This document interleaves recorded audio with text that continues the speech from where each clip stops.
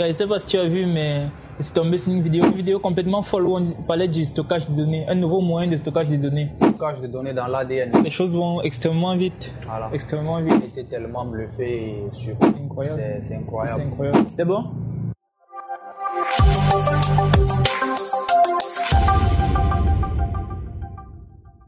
Alors salut mes tech lovers. Une fois de plus, je vous souhaite la bienvenue sur la chaîne Parlons Tech. Pour ceux qui ne me connaissent pas encore, je m'appelle Jordan et je suis juste un passionné de technologie. Aujourd'hui, vous l'aurez compris, on va tout simplement parler de technologie et plus précisément du stockage de données. Alors si c'est un sujet qui vous intéresse, je vous invite à vous abonner à la chaîne et de rester jusqu'à la fin de la vidéo car ça promet d'être très passionnant. Aujourd'hui, on va recevoir un invité, tout comme moi, un passionné de technologie. Il va essayer de nous retracer l'évolution du stockage de données depuis la nuit des temps jusqu'à nos jours. Donc, je vous invite à rester jusqu'à la fin de la vidéo et profiter, tout simplement. Alors, sans plus tarder, je vais juste passer la parole à notre invité. Il va essayer de se présenter et retracer un peu l'évolution de cette technologie-là, les data centers, le stockage de données. Je m'appelle Salah Ad-Din Faisal Ben Haman, passionné de données et tout ce qui est sauvegarde, analyse de l'information. Je suis très passionné par cela. Déjà, en parlant de données, si vous remarquez juste l'anatomie humaine, vous allez vous rendre compte que l'être humain est muni d'un cerveau. Exactement. Cela n'est pas anodin. Déjà, cela lui permet de se rappeler justement même de son nom, des membres de sa famille et autres. C'est dire à quel point les données sont sensibles et importantes. Pour la survie de notre espèce. De l'humanité, ouais. Et de l'humanité en général. Et ça, c'est vrai. Voilà. Dernièrement, j'ai vu dans un reportage, on disait que dans le monde entier, on avait produit 90 zeta-octets de données. Bon, pour ceux qui ne réalisent pas, un zeta-octet de données correspond à 1000 milliards de données. 1000 milliards octets de données. Donc, imaginez un peu 90 zeta-octets. Et les analystes prévoient cette évolution à 125 zeta-octets de données. Et sur les 90 zeta-octets de données qu'on a produits, on a juste pu sauvegarder 1,4%. Donc, imaginez un peu toutes les données qui ont été perdues à travers le monde. On ne sait même pas où elles sont allées. Donc, c'est dans de ce sujet qu'on va traiter aujourd'hui avec notre invité. Donc, toi, tu nous disais que déjà le corps humain possède un cerveau, c'est ça, pour stocker les données. Bon, maintenant, comment est venue, selon toi, l'inspiration de l'homme pour matérialiser aussi un dispositif qui va avoir les mêmes propriétés que le cerveau humain? Selon toi, d'où c'est venu? Déjà, l'évolution, elle a été faite de manière, je ne vais pas dire très simple, mais l'évolution s'est faite de manière progressive. À la base, on avait des griots, par exemple. Ils étaient utilisés, que ce soit dans les cours royales ou bien dans la communauté en général, comme une sorte de mémoire, mémoire centrale. Exactement. Voilà, pour que les données et l'histoire de l'humanité ne soient pas oubliées. Voilà, rappeler à son peuple son histoire, d'où il vient et tout. Exactement. Mais avec le temps, cela ne pouvait pas se faire. Parce qu'il y avait une grosse production de données et d'informations. Voilà, sur le temps, cela était quasiment impossible. Juste de les sauvegarder comme ça de manière... Juste à travers la mémoire. À travers la mémoire. Et avec l'invention de l'écriture et tout, on a commencé à, n'est-ce pas, à noter tout ça pour ne pas perdre certaines informations à travers les livres ou bien les papyrus et tout. Exactement. Tout ça, voilà, nos ancêtres les ont fait pour pouvoir, n'est-ce pas, sauvegarder et transmettre les informations aux générations à venir. Voilà. Mais les écrits, là, tu viens de soulever un point très important, les écrits qu'on laissait sur des papiers.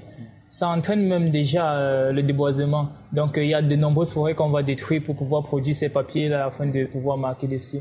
Donc, je pense justement que c'est de cette envie de sauvegarder la nature même qui est venue, la création maintenant de ces différents dispositifs-là qui peuvent contenir ces données-là. Et d'après toi, quel a été le premier dispositif qui a été mis sur le marché selon toi? Bon, il y a plusieurs dispositifs qui ont été implémentés. On va parler des mémoires dures, c'est comme ça qu'on les appelle, ou bien des disques durs, voilà. C'est le cas par exemple des flash disques, les disques durs, les clés USB. Voilà, on a d'abord commencé par les CD. Les CD, je ne sais pas si votre enfant, si vous vous rappelez, on avait des magnétoscopes là, voilà. Quand on était petit, avec des gros DVD comme ça dans lesquels on mettait les cassettes, voilà, pour utiliser la musique. Avec des rubans. Voilà, avec des rubans et tout. Mais jusque-là, ce n'était pas suffisant parce que c'était faible. Voilà. Mais avec le temps, il y a eu de l'évolution, il y a eu des disques. Des CD-ROM. Voilà, des CD-ROM. Après les flash disques. Et puis aujourd'hui, on parle des disques durs. Voilà. Exactement. Et parlant des disques durs également, il y en a plusieurs. Là, comme on disait, on est passé au CD-ROM. Selon toi, quelle a été la limite des CD-ROM? Pourquoi est-ce qu'on n'a pas pu continuer à évoluer dans ce système-là? Déjà, la capacité de stockage n'est pas très importante et aussi la vitesse de lecture. Ah, la vitesse de lecture, voilà, en entrée, que ce soit en entrée ou en sortie. Voilà. Il était question d'implémenter quelque chose de peu plus sophistiqué, voilà, et plus rapide pour la lecture des informations. Donc là, à partir de là, on est passé aux clés USB. Voilà, d'où la venue des flash disques. 4 Go, 2 Go. Flash, comme on dit flash, donc c'est un peu plus rapide. Donc, voilà, la rapidité, quoi? Au niveau de l'exécution ou bien? Au niveau, en entrée et en sortie des informations. Parce que vous savez, les disques durs fonctionnent, il y a ce qu'on appelle la vitesse de lecture ou bien la vitesse d'écriture. Voilà. Les disques durs fonctionnent en input et en output. En parlant donc de vitesse de lecture, il s'est avéré que les disques durs ont une vitesse de lecture plus rapide que ses prédécesseurs, que ce soit les CD-ROM, les flash disks et tout ça. Voilà. Mais là maintenant on est quitté de clé USB. Même dans la clé USB, on a eu, à mon avis, une sorte d'évolution parce que il me rappelle, on a eu des clés USB 2.0, je crois aussi 3.0. Exactement. C'est quoi la différence 2.0, 3.0? Tout ça, c'est juste au niveau de la vitesse de lecture. C'est pas pour la sauvegarde en entrée et en sortie. Alors, si vous avez par exemple une clé USB 2.0 et que vous avez un disque dur 3.0 et que vous lancez un transfert de données, par exemple d'une même capacité, le disque dur 3.0 va effectuer plus rapidement l'acquisition des données ou bien le transfert des données que le disque dur 2.0. Donc c'est juste au niveau de la rapidité d'exécution. Au niveau de la vitesse de lecture, voilà, la rapidité de l'exécution. Oui, exactement. Donc là alors les disques durs, la clé USB, les disques durs et tout ça.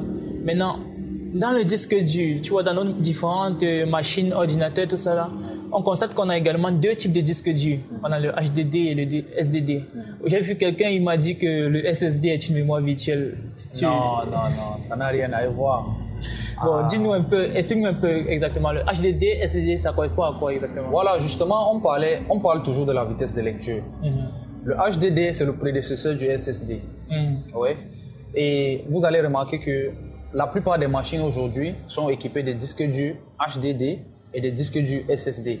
Exactement. Les disques durs SSD sont utilisés pour le lancement, par exemple, des applications pesantes, ou bien pour que la machine soit tout simplement plus rapide. Voilà. Parce que, comme je vous ai dit, je vous ai parlé de la vitesse de lecture et tout.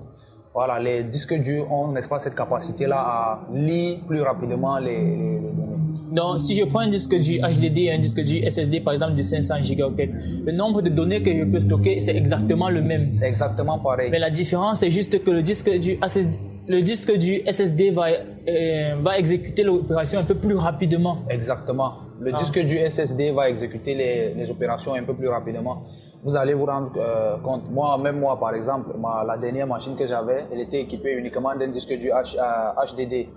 Et tout le temps, elle était lente, même à l'exécution et tout. Voilà, mais avec la venue des SSD, la vitesse de lecture est un peu plus en avance par rapport à son prédécesseur. N'importe qui a un ordinateur avec un disque dur SSD peut s'en rendre compte.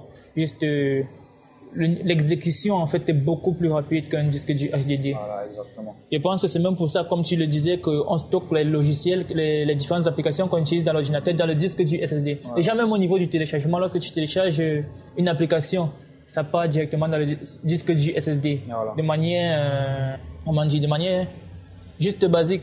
Mais sauf si tu as fait la modification de tes paramètres, ça va aller dans un autre disque dur. Voilà.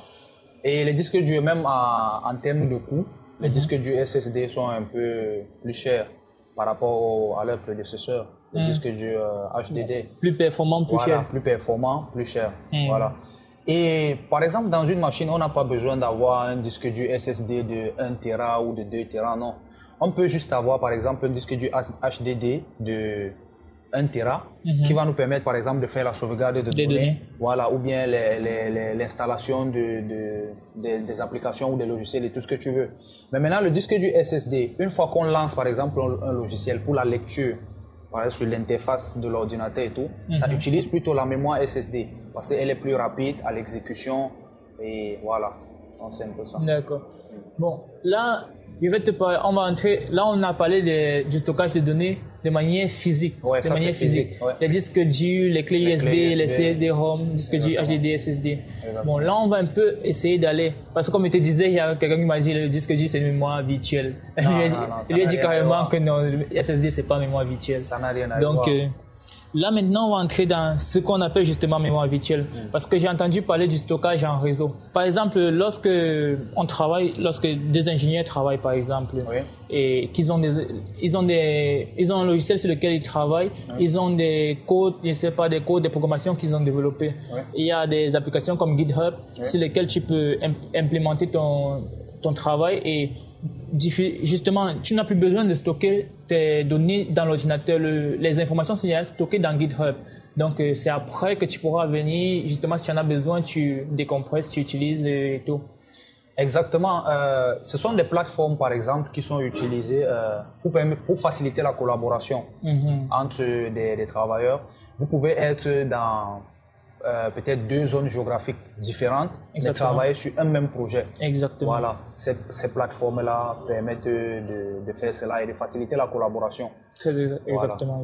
Donc, vous n'avez pas besoin de stocker les données ou bien les informations, comme vous parlez de code, voilà, sur votre machine physique, mais vous pouvez travailler avec une plateforme et puis les données sont sauvegardées dans le cloud. C'est exactement là où je voulais en venir, le cloud. C'est quoi le cloud? C'est quoi? C'est juste un nuage comme ça ou bien... Bon, vous allez vous rendre compte que ces derniers temps, tout le monde parle de cloud. À tort et à travers, tout le monde parle de cloud, le cloud. Mais c'est quoi le cloud? Les informaticiens définissent le cloud comme l'informatique dans les nuages. L'informatique dans les nuages, c'est-à-dire tout est stocké dans les nuages en quelque sorte. Genre, vous n'avez pas un stockage physique. Vous n'avez pas un stockage physique. Voilà, quand je parle de nuages, je parle pas de nuages. Vous voyez un peu. Voilà. Mais c'est pas le stockage n'est pas fait de manière physique. Le cloud, c'est un modèle dans lequel on consomme les ressources informatiques comme toute autre entité. Exactement. On peut parler, par exemple, de l'électricité, si vous voulez, ou bien on peut parler même de l'eau. Vous avez de l'eau qui coule au robinet, mais vous n'avez pas un château chez vous. Vous n'avez pas un barrage hydroélectrique chez vous, mais il suffit que vous ouvrez juste votre robinet et vous avez de l'eau qui coule. En quelque sorte, c'est un peu ça le cloud. Vous ne savez pas où les données sont, où ils sont stockés, mais vous avez accès aux données. Il vous suffit juste d'avoir une connexion Internet et un navigateur, et puis vous avez accès aux données à travers le monde. Voilà. Parce que là même, vu comme tu dis la chose en fait, quand on regarde les années 2000 par exemple, lorsque le terme cloud apparaissait, ça paraissait être vraiment une science-fiction, un truc sorti d'ailleurs. De nulle part, tu exactement. Vois. Donc là maintenant, vu que la chose est concrète, côté Afrique même, est-ce qu'on réalise vraiment que le cloud est présent? Est-ce les data centers, bon, là maintenant on va même entrer dans les data centers. C'est dans les data centers qu'on stocke les données, exactement. Parce que là tout à l'heure tu as dit qu'on ne sait pas exactement d'où les données sortent, mais ils sont là. Oui. Donc pour nos téléspectateurs, on va tout simplement leur dire que c'est dans les data centers, c'est ça? Okay. Donc les data centers. Là j'ai vu une note sur le net, on disait que dans le monde entier, il y a plus de 10 000 data centers qui sont recensés. Mais en Afrique, on a moins de 100 data centers qui sont recensés. C'est-à-dire que quasiment moins d'1,3% des data centers qui sont dans le monde entier. Est-ce que les Africains réalisent vraiment qu'il y a ce moyen de stockage de données là? En fait, je me dis que, bon, je ne vais pas accuser les Africains, mais je me dis que il y a aussi un problème de compréhension. Vous voyez? Si vous remarquez, sur les réseaux sociaux, les Africains parlent beaucoup des ressources naturelles, ou bien même de l'argent tout simplement. Parce que pour l'Africain, la richesse, elle est physique. Pourtant, ce n'est pas toujours ça. Aujourd'hui, nous sommes dans un monde où l'information, c'est le nerf de la guerre. Exactement. Et il faut protéger ces informations. Comme je vous ai dit tantôt, on parlait du cloud. c'est vrai, vous pouvez utiliser vous avez accès à des plateformes, par exemple, comme Netflix, ou bien des plateformes de streaming, où vous streamez les musiques et tout, mais vous entrez vos informations. Exactement. Vous vous authentifiez et tout, et puis vous acceptez certaines choses, vous cliquez certaines choses. Sans même savoir où ces informations vont aller. Où ces informations sont allées. Mais derrière tout ça, qu'est-ce qu'il y a? Il y a, n'est-ce pas, la sauvegarde des données, la sauvegarde des informations. Facebook, par exemple, que nous utilisons, que tous les Africains utilisent. Derrière Facebook, il y a ce qu'on appelle la sauvegarde des données. D'aucuns parlent même d'espionnage. Alors, mes Tech Lovers, vous êtes de plus en plus nombreux à vous abonner à la chaîne. Mais moins de 1000 abonnés, ça reste franchement ridicule, vu le secteur dans lequel on est, mais aussi quand on pense qu'on va interviewer les plus grosses boîtes de technologie en Afrique et dans le monde. Alors, si ce sont des sujets qui vous intéressent, je vous invite à vous abonner à la chaîne, activer la cloche de notification pour ne rien rater, et on se retrouve juste après. Mais bon, est-ce que les Africains s'en rendent compte? Je ne pense pas. Parce que là, je vois, comme je te disais, 100 data centers, c'est moins d'1,3%, c'est inimaginable même. Et quand on regarde même les entreprises qui utilisent le cloud, même en Afrique, ce sont des entreprises telles que Orange, MTN, les entreprises étrangères. Exactement. Est-ce qu'il y a réellement ces entreprises-là africaines qui utilisent le stockage de données? Ou bien alors nous, on n'a pas de stockage de données à stocker? Bon, je vais préférer m'abstenir pour ne pas dire des bêtises, mais je pense quand même que les Africains, comme j'ai dit tantôt, ne se rendent pas compte de l'importance de l'information. Par exemple, déjà vous avez parlé de 100 data centers en Afrique.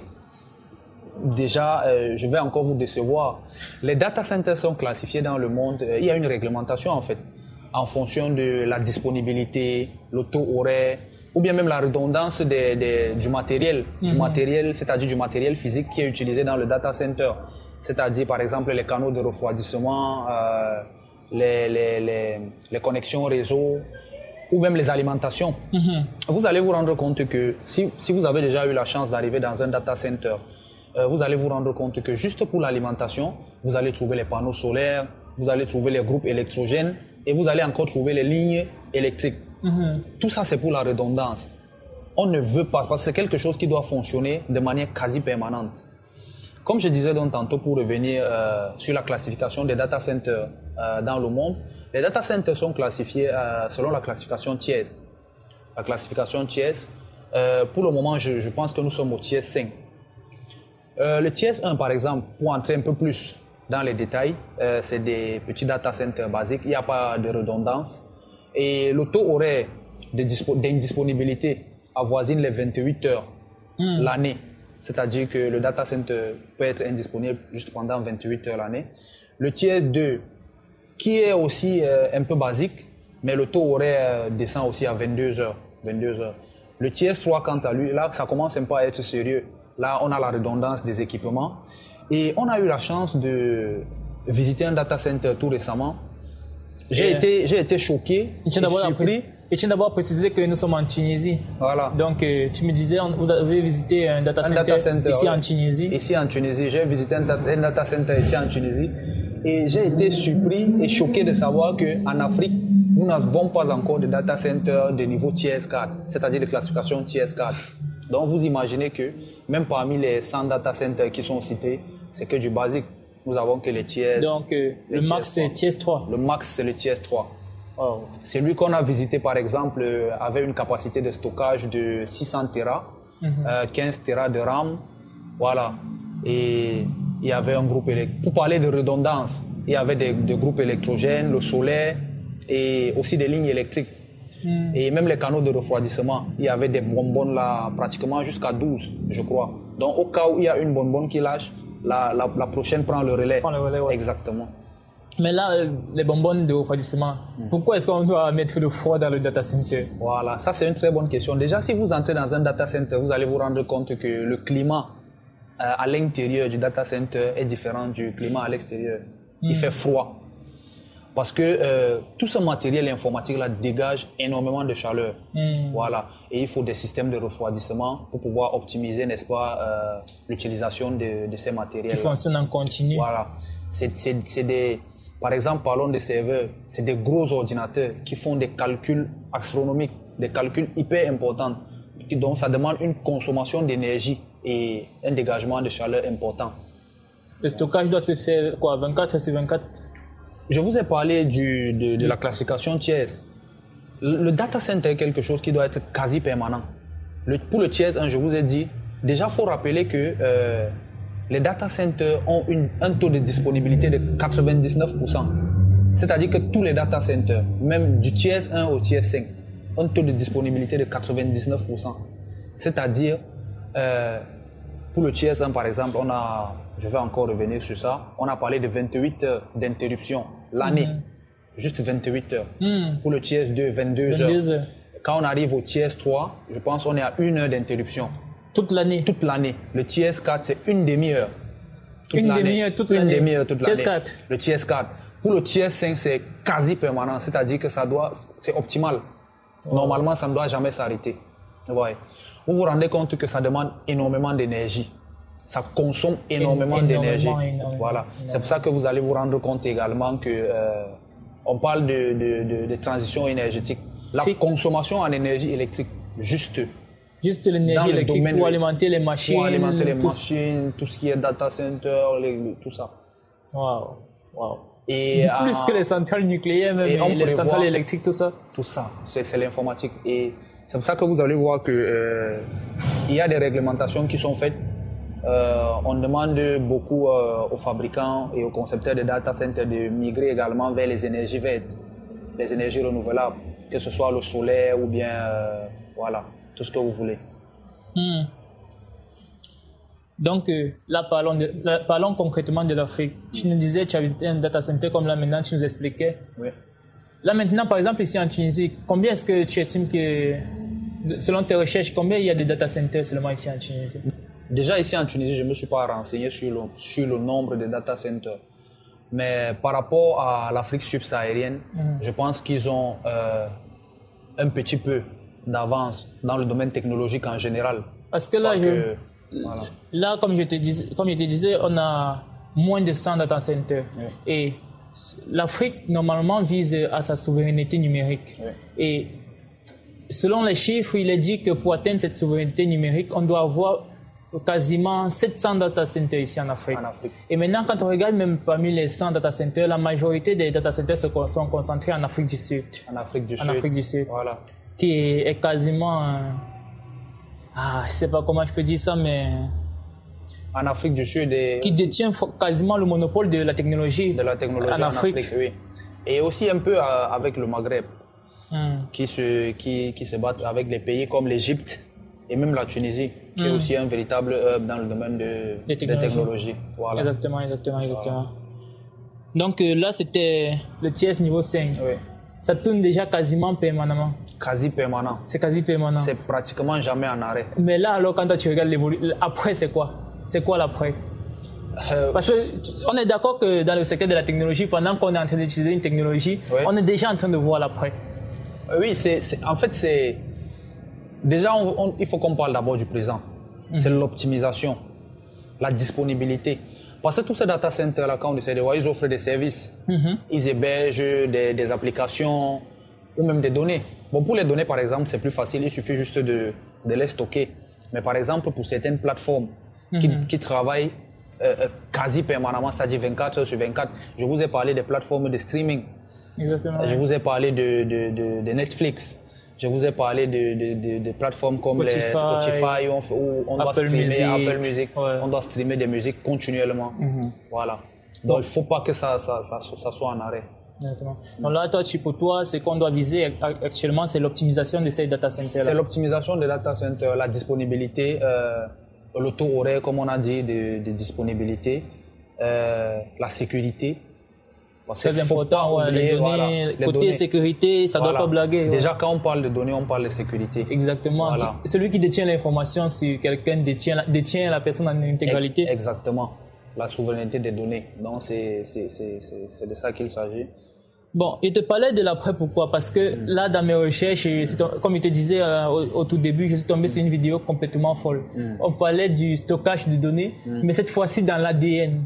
Donc, Bon, ceux qui ne vont pas comprendre, il ne s'agit pas de l'ADN humain. Il ne s'agit pas d'un ADN humain. Il s'agit en fait de synthétiser un ADN à part qui va ressembler à l'ADN humain, mais qui va contenir les données. Pourquoi? Parce qu'on s'est rendu compte avec les études que l'ADN était très résistant. Non seulement était très résistant lorsqu'il n'était pas en contact avec de l'eau, avec de l'oxygène, avec de l'air en général.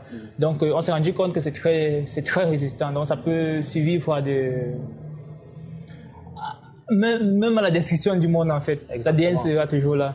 Donc, côté ADN, je ne sais pas si toi, tu as regardé également la même vidéo. Qu'est-ce que tu peux nous dire de cette information-là?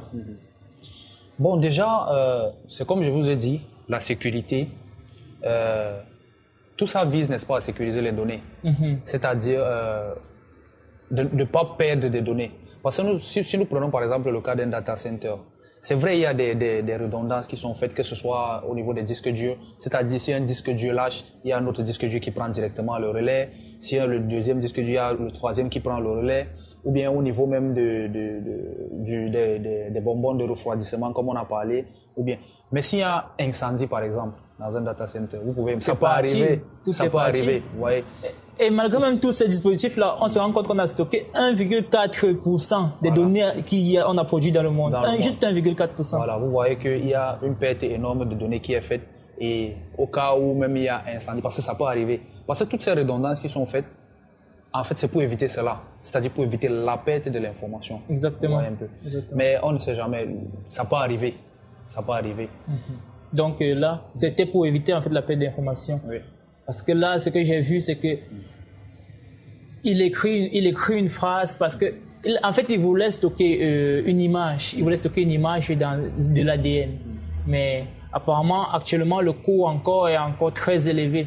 Donc, il te suffit juste d'écrire un mot. Un mot, tu écris un mot, par exemple, bonjour. On stocke ce bonjour dans de l'ADN qu'on a synthétisé. Et après, même si c'est après des millénaires, tu peux retrouver le même bonjour que tu as écrit. Donc, je pense que c'est également utilisé, on a utilisé pour stocker deux textes de loi, je crois. Notamment, je crois, sur les libertés et également les droits des femmes. Je crois on les a déjà stockés dans cet ADN-là. Donc, je pense que même si l'humanité est détruite, après, c'est pas, d'autres personnes viennent, ils vont toujours retrouver ces données-là. Et c'est juste génial, en fait. Ouais, c'est magnifique ce qu'on peut faire aujourd'hui avec l'informatique en général et même la technologie. Et si vous essayez un peu de pousser la réflexion, vous allez vous rendre compte que, en fait, le corps humain, c'est comment je peux dire, c'est le meilleur c'est le meilleur inspirateur, en fait. Exactement. Pas que le corps humain, la nature même en général. Que ce soit dans l'architecture, que ce soit dans le domaine de l'informatique. On a parlé, au tout début, on a parlé du cerveau humain, déjà. Vous vous rendez un peu compte de la chose. Maintenant, on parle de l'ADN. Vous voyez qu'en quelque sorte, on est en train de répliquer les structures du corps humain, en fait. Les structures du corps humain, voilà.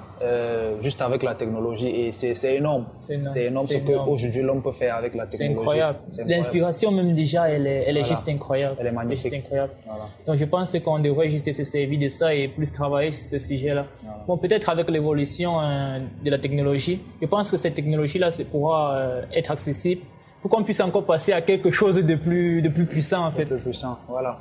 Et il faut que l'Afrique aussi essaye un peu de suivre le pas. De suivre le pas. Parce que vraiment, on a raté beaucoup de révolutions. Je pense que là, on est dans l'ère de la technologie. Et voilà. Les clouds, data center, intelligence artificielle, tout ça. Voilà. Donc je pense pas qu'on devrait rater ce cap-là. C'est un train qu'on ne devrait pas rater. Et là encore, voilà. Donc, et je voulais aussi parler de quelque chose. C'est que, par exemple, dans le domaine du business, on a beaucoup d'entrepreneurs qui partent, par exemple, étudier, comme nous sommes sortis pour aller chercher le savoir et la connaissance. Par exemple, moi, je suis dans le domaine de l'informatique. C'est-à-dire, c'est mon domaine. Mais quand je rentre, est-ce que vous trouvez ça logique d'aller, par exemple, investir dans l'agriculture? Je ne dis pas que l'agriculture est mauvaise, vous voyez. Mais, normalement, je dois investir dans mon domaine. Et juste le domaine des data centers, par exemple, c'est un bon modèle de business. Voilà, dans lequel les entrepreneurs africains peuvent se lancer. Vous pouvez concevoir et construire un data center et offrir des services aux différentes entreprises et gagner de l'argent derrière. Ouais, donc, il n'y a pas que l'agriculture ou bien l'élevage. l'immobilier, le commerce, l'immobilier, il n'y a pas que ça en fait. Ouais, donc exactement. dans la technologie, c'est ça que je disais, les Africains. C'est un bon business model. Voilà. Il y a énormément de business models dans la technologie. Dans la technologie, voilà. Voilà. Exactement. Alors là, on a parlé du stockage de données, on a parlé de cloud, on a parlé de disque dur physique, stockage physique. Bon, on va pas éterniser le débat, donc je vais juste te demander de donner un mot que nos téléspectateurs vont mettre en commentaire pour nous prouver qu'ils ont regardé la vidéo en intégralité et on pourra débattre dessus. Je pense que le mot idéal pour cette fin, ça sera l'interconnexion. L'interconnexion, pourquoi? Parce que déjà, vous allez vous rendre compte que beaucoup de panafricanistes aujourd'hui parlent de l'union de l'Afrique et de tout ça. Aujourd'hui, on n'a pas besoin de s'unir de manière physique. On n'a pas, si je veux travailler par exemple avec un Gabonais, je n'ai pas besoin d'aller au Gabon ou aller au Niger ou au Sénégal pour pouvoir travailler avec un Africain. À travers les plateformes, ces plateformes qu'on utilise, les plateformes de cloud comme les Amazon Web Services, AWS, je sais que vous connaissez si bien, ou même Google Cloud, ou bien Microsoft Azure. Toutes ces plateformes-là qui offrent des services cloud. Pourquoi pas implémenter un modèle comme ça en Afrique pour pouvoir travailler et puis émerger tous ensemble. Exactement. Voilà. Exactement. Je pense que c'est un très bon mot. Donc, on vous attend en commentaire. Le mot, c'est interconnexion. Interconnexion. Interconnexion. Voilà. Donc, mes tech lovers, je vous dis merci d'avoir suivi la vidéo jusqu'ici. Pour ceux qui ne sont pas encore abonnés, je vous invite à vous abonner car de nombreux sujets tels que ceux-ci vont paraître sur la chaîne. Donc, on se dit à plus tard.